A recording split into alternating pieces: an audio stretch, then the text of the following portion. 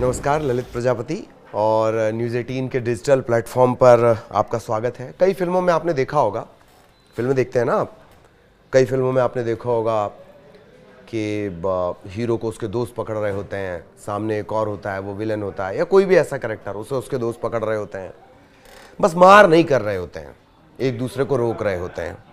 ये हमने ऐसे ही आपको बता दिया। अब बात करेंगे खबर, स्वघोषित चौधरी यानी अमेरिका और ईरान में बमबाजी कब होगी ये तो पता नहीं, लेकिन जुबानी बयानबाजी बहुत तेजी से चल रही है, ठीक उसी रफ्तार से जैसे परमाणु नाभिक में विखंडन होता है। ये टेक्नोलॉजी है परमाणु बम की, विखंडन, टूटना। तो ऐसा लगता है कि अब ईरान में देखें जरा किसमें कितना है दम, या फिर देखना है जोर कितना बाजू है कातिल में है, इस मोड में ईरान आ गया है। ट्रंप ने बमबारी की धमकी दी, ईरान ने भी बिना देरी के जवाब दे दिया। सिलसिलेवार आपको बताएंगे, साथ ही दोनों रिश्तों जो दोनों देश हैं उनके रिश्तों में दरार की हिस्ट्री या कहें टाइमलाइन, वो भी बताने की कोशिश करेंगे। फिलहाल ताज़ा जुबानी विवाद परमाणु समझौते को लेकर है। ईरान और अमेरिका के बीच तकरार बढ़ी हुई है, इसके चलते मध्य पूर्व में संकट गहरा रहा है, तनाव बढ़ता जा रहा है।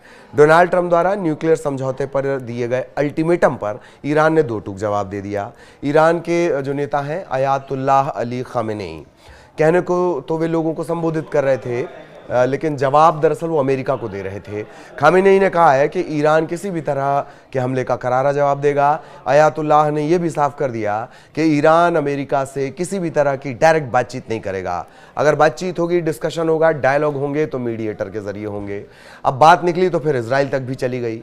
खामनेई ने कहा कि दुनिया के लोग पहले से ही इजराइल और अमेरिका की नीतियों को लेकर गुस्से में हैं, नाराज हैं, आक्रोशित हैं। जो कुछ भी लोग जानते हैं वो महज सतही हिस्सा है। अगर इन लोगों को इन देशों की जो वास्तविक षड्यंत्र हैं, साजिशें हैं, उनके बारे में पता चल जाए तो लोगों का गुस्सा और बढ़ जाएगा। इस मौके पर अयातुल्लाह ने इजराइल के फ़लस्तीन में जारी हमलों को बोला कि ये दुष्ट समूह, इजराइल के लिए वो ऐसी बात करते हैं, पूरी तरह से फ़लस्तीन को ख़त्म करना चाहता है। खामनेई ने यह तक कहा कि अमेरिका और इजराइल हमेशा से ईरान के खिलाफ दुश्मनी का भाव रखते हैं, धमकियाँ देते हैं, दबाना चाहते हैं। लगता नहीं कि वो हमला करेंगे, लेकिन अगर वहाँ से कोई हमला होता है तो हम भी मजबूती से जवाब देंगे। एकदम फिल्मी स्टाइल में खामनेई ने कहा कि अगर कोई बाहरी ताकत ईरान में अस्थिरता, अशांति फैलाने की साजिश रचेगी तो यहाँ के लोग खुद ही उनसे निपट लेंगे। अगर वो हमारे देश में अराजकता की कोशिश करेंगे तो ईरानी जनता खुद उन्हें हिसाब देगी, जैसा कि पहले किया था। न्यूक्लियर समझौते पर अमेरिका के राष्ट्रपति डोनाल्ड ट्रंप के बयानों को लेकर जो ईरान है उसने संयुक्त राष्ट्र में शिकायत भी दर्ज करवाई है। ईरान का आरोप ये कि अमेरिकी राष्ट्रपति धमकी दे रहे हैं, जो कि संयुक्त राष्ट्र चार्टर का उल्लंघन है, लिहाजा संयुक्त राष्ट्र को इस मामले में हस्तक्षेप करना चाहिए। ये बात ठीक है, ईरान ने वहाँ पर कंप्लेंट की है, पर खुद जो ट्रंप है वो कितना संयुक्त राष्ट्र को मानते हैं, या इतिहास आप उठाकर देख लीजिए कितनी बातें संयुक्त राष्ट्र की मानी गई हैं। खैर, अब इन दोनों के रिश्ते के थोड़ा इतिहास जान लीजिए इस डील का।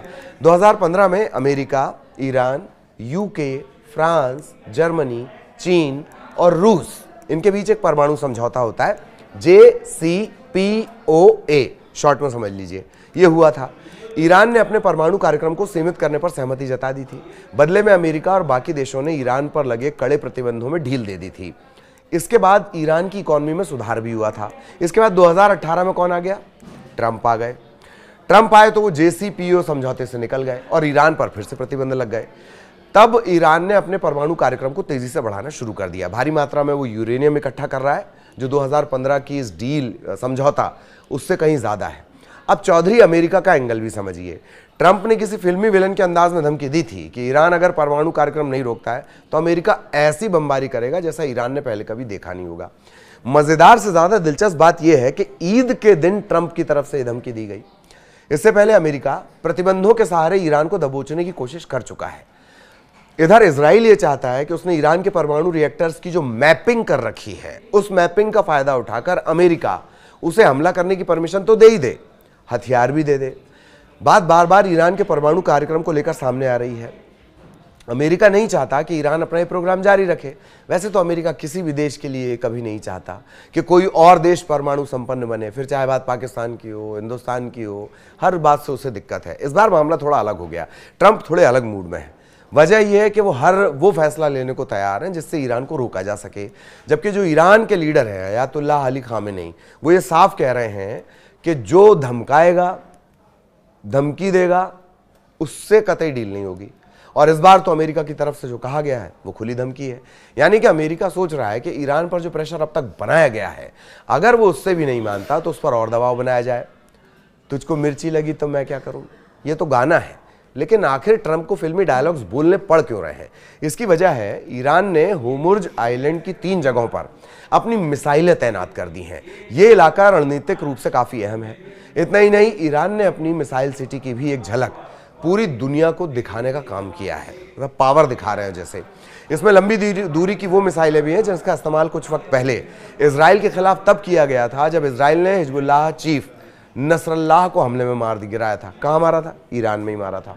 इल्ज़ाम किस पर आ रहे थे? ईरान पर आ रहे थे। इसराइल का ये तरीका है। वापस आते हैं। हाल ही में ईरान ने 28 तारीख को भी अपने सैन्य अभ्यास किया, मिलिट्री एक्सरसाइज, ओमान और फारस की खाड़ी में की। इसमें लेबनान, इराक, यमन के जहाज़ों को भी शामिल किया गया। इससे पहले 9 मार्च को ही ईरान ने रूस और चीन के साथ मिलकर भी चाबहार पोर्ट के पास ओमान की खाड़ी में मिलिट्री एक्सरसाइज की थी।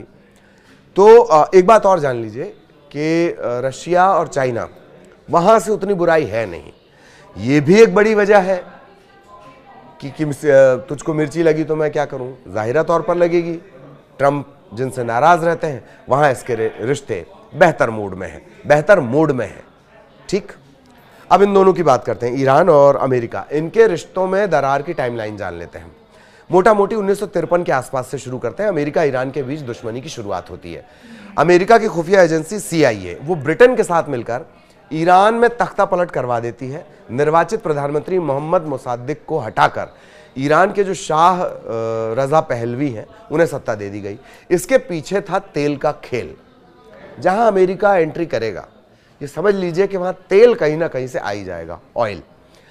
इसके बाद 1979-80 के आसपास, 79 की बात है, ईरान में आयतुल्लाह रूहुल्लाह खुमैनी ये एक नए नेता के तौर पर, नए लीडर के तौर पर उभर कर आते हैं। खुमैनी जो है वो अमेरिका पर ईरान की जो डिपेंडेंसी है वो पसंद नहीं करते थे और जो पश्चिमीकरण है उसके भी वो खिलाफ थे। शाह पहलवी उनके निशाने पर थे। खुमैनी की अगुवाई में आंदोलन होते हैं और शाह को ईरान छोड़ना पड़ता है। इसी साल के आसपास यानी 1979-80 में ईरान और अमेरिका के राजनयिक संबंध ब्यूरोक्रेट्स वाले वो खत्म हो जाते हैं। तेहरान में ईरानी छात्रों ने अमेरिकी दूतावास को अपने कब्जे में ले लिया। 50 से ज़्यादा अमेरिकी नागरिकों को इन्होंने लंबे अरसे तक बंधक बनाकर रखा। लंबे मतलब बहुत ज़्यादा वक्त तक बंधक बनाकर रखा गया। अचानक इस बीच अमेरिका की शह पर इराक ईरान पर हमला कर देता है। ये जंग 8 साल चलती है। बीच में हमने इस बात का भी जिक्र किया है कि 2015 में परमाणु समझौता होता है। ओबामा के दौर में दोनों के संबंध थोड़ा सुधरने शुरू होते हैं। ईरान के साथ परमाणु समझौता भी होता है, प्रतिबंधों में ढील मिलती है, ईरान को इसका फ़ायदा मिलता है, उसकी आर्थिकी मजबूत होती है और उसके बाद ट्रंप राष्ट्रपति बन जाते हैं। और फिर क्या फैलता है? फिर वही फैलता है जिसे आप रायता कहते हैं। ईरान के जवाब के बाद अब सबकी निगाहें ट्रंप पर हैं कि वो कौन सी ज़बानी मिसाइल फेंकते हैं। इन सब के बीच इन दोनों के बयानों से बार बार जो तनाव बन रहा है, मिडिल ईस्ट में जो तनाव बन रहा है, वो किस दिशा में जाता है उस पर भी सबकी निगाहें टिकी रहेंगी। इसका जो भी अपडेट होता है, कौन किस तरह की मिसाइल, ज़बान वाली मिसाइल फेंकता है, वो भी अपडेट हम आप तक पहुंचाते रहेंगे। फिलहाल इतना ही। नमस्कार।